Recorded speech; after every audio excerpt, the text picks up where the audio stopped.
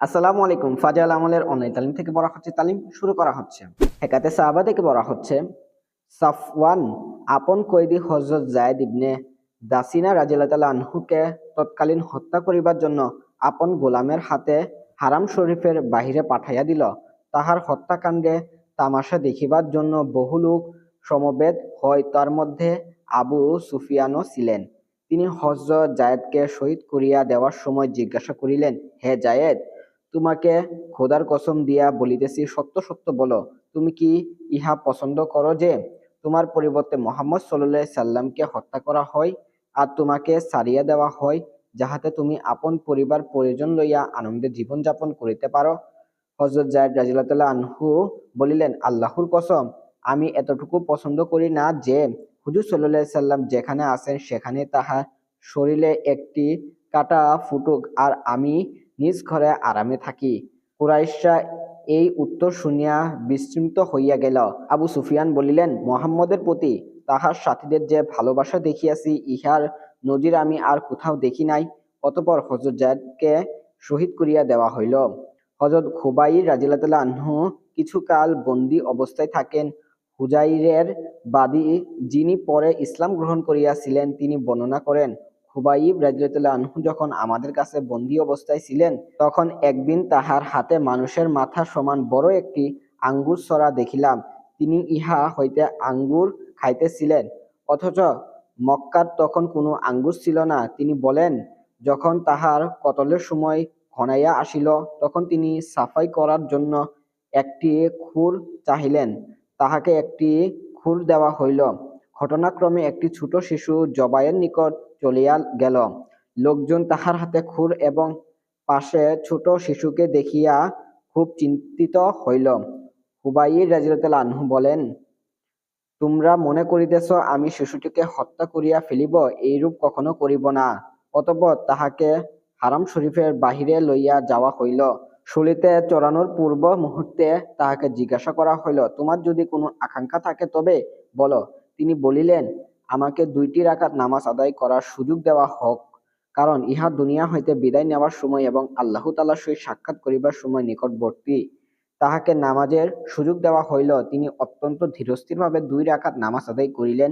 অতঃপর বলিলেন, তোমরা যদি ইহা মনে না করিতে যে আমি মৃত্যুরে ভয়ে নামাজ দীর্ঘ করিতেছি, তবে আরো 2 রাকাত নামাজ পড়িতাম। অতঃপর যখন তাহাকে শুলে চড়ানো হইল, তখন দোয়া করিলেন, হে আল্লাহ, এমন কোনো ব্যক্তি নাই যে মুহাম্মদ সাল্লাল্লাহু আলাইহি সাল্লামের নিকট আমার আখিরি সালাম পৌঁছাইবে। সুতরাং ওহীর মাধ্যমে তৎক্ষণাৎ হুজুর সাল্লাল্লাহু আলাইহি সাল্লামের নিকট তাহার সালাম পৌঁছাইয়া দেওয়া হইল এবং হুজুর সাল্লাল্লাহু আলাইহি সাল্লাম বলিলেন, ওয়া আলাইকুমুস সালাম হে খুবাইব। তারপর সাহাবীগণকে কুরাইশ কর্তৃক হযরত খুবাইবের কতল করিয়া দেওয়ার সংবাদ জানাইলেন। হযরত খুবাইবকে যখন শুলিতে চড়ানো হইল, তখন 40 জন লোক চারিদিক হইতে তাহাকে বর্ষা দ্বারা আঘাত করিল এবং তাহার দেহকে চালনীয় মতো ঝাঁকঝোকরা করিয়া দিল। ওই মুহূর্তে কেউ তাহাকে কসম দিয়া জিজ্ঞাসা করিল, তুমি কি ইহা পছন্দ করো যে তোমার পরিবর্তে মুহাম্মদকে হত্যা করা হোক আর তোমাকে মুক্তি দেওয়া হোক? উত্তরে তিনি বললেন, মহান আল্লাহর কসম, আমার প্রাণের বিনিময়ে হুজুর সাল্লাল্লাহু আলাইহি সাল্লাম একটি কাঁটা বিদ্ধ হইবে, আমি ইহাও পছন্দ করি না। ফায়দা, এমনি তো এই সমস্ত ঘটনা প্রতিটি শব্দই উপদেশমূলক, কিন্তু এই ঘটনার 2টি বিষয় বিশেষভাবে উদ্দেশ্যমূলক এবং অতি মূল্যবান। তার মধ্যে একটি হইল নবী করিম সাল্লাল্লাহু আলাইহি সাল্লামের প্রতি সাহাবায়ে একরাম রাদিয়াল্লাহু তাআলা আনহু এর মহব্বত ও ভালোবাসা এত গভীর ছিল যে তাহার প্রাণ বিসর্জন দিতে প্রস্তুত, কিন্তু উহার পরিবর্তে এতটুকু শব্দ মুখে উচ্চারণ করিতেও প্রস্তুত নহেন যে নবী করিম সাল্লাল্লাহু আলাইহি সাল্লামকে কোনো প্রকার সাধারণ কষ্ট দেওয়া হোক।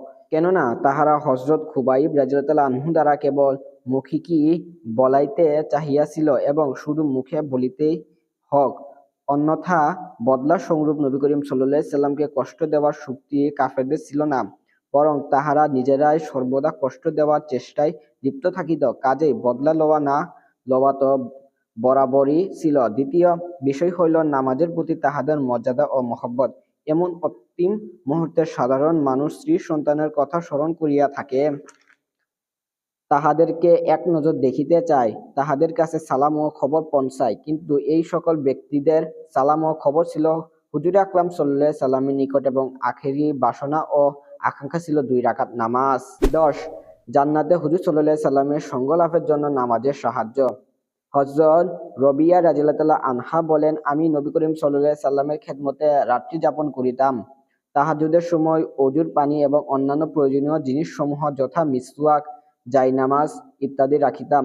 একবার নবী করিম সাল্লাল্লাহু আলাইহি সাল্লাম আমার খেদমতে খুশি হইয়া বলিলেন, তোমার কি চাহিবার আছে চাও? তিনি বলিলেন, ইয়া রাসূলুল্লাহ, আমি জান্নাতে আপনার সঙ্গ লাভ করিতে চাই। নবী করিম সাল্লাল্লাহু আলাইহি সাল্লাম বলিলেন, আর কি চাও? বলিলেন, শুধু ইহাই আমার বাসনা। নবী করিম সাল্লাল্লাহু আলাইহি সাল্লাম বলিলেন, তবে অধিক সেজদার মাধ্যমে আমাকে সাহায্য করিও। ফায়দা, এখানে এই বিষয়ের উপর সতর্ক করা হইয়াছে যে শুধু দোয়ার উপর নির্ভর করিয়া বসিয়া থাকা উচিত নয়, বরং চেষ্টা ও আমলেরও প্রয়োজন রহিয়াছে। আর আমলের মধ্যে সবচেয়ে গুরুত্বপূর্ণ হইতেছে নামাজ। নামাজ যত বেশি পড়া হইবে, সেজদাও তত বেশি হইবে। যাহারা এই ভরসা করিয়া বসিয়া থাকে যে অমুক পীর বা অমুক বুজুর্গের মাধ্যমে দোয়া করাইয়া নিব, ইহা তাহাদের মারাত্মক ভুল।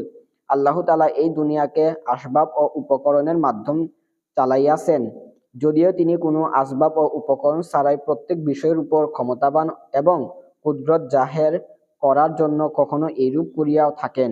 কিন্তু সাধারণ নিয়ম ইহাই যে দুনিয়ার কাজ কারবারকে আসবাব ও উপকরণের সহিত লাগাইয়া রাখিয়াছেন। আশ্চর্যের বিষয় হইল, আমরা দুনিয়ার কাজকর্মে তো তকদির ও দোয়ার উপর নির্ভর করিয়া বসিয়া থাকি না, বরং সব ধরনের চেষ্টা চালাইয়া থাকি, কিন্তু দ্বীনী কাজের মধ্যে তকদির ও দোয়ার মাঝখানে আসিয়া উপস্থিত হয়।